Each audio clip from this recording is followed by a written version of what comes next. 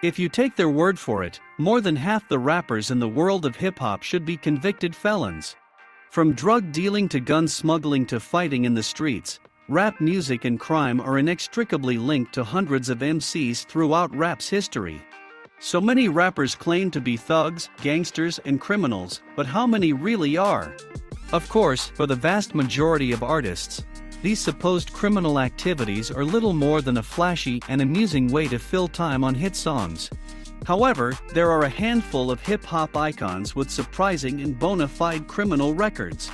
On July 22, 2007, Lil Wayne played his first headlining show at the Beacon Theater in New York City, and decided to celebrate like many rappers claim they do, party time. Lil Wayne and another man were smoking marijuana near the rapper's touring van when a police officer accosted the rap star. Following a brief search, the officer found a gun in a bag by Wayne's side that was registered to his manager. The rapper was charged with criminal possession of a weapon. In October 2009, Wayne pleaded guilty to attempted criminal possession of a weapon, and was expected to serve a year in prison for his crime. However, several delays in sentencing meant Wayne didn't start his time behind bars until March 8, 2010, when he began a one-year sentencing at the infamous Rikers Island, where he would later be released after serving 8 months. Next time you hear Wayne rapping about guns and drugs, take that man seriously. In May of 2005, Gucci Mane was attacked by a group of men in Decatur, Georgia, and his crew didn't take the aggression kindly. Guns were drawn. The body of Pookie Lock, one of Gucci's attackers, was later found behind a nearby middle school.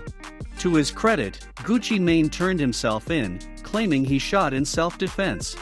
Eventually, Gucci got off free, when county prosecutors dropped the case for lack of sufficient evidence.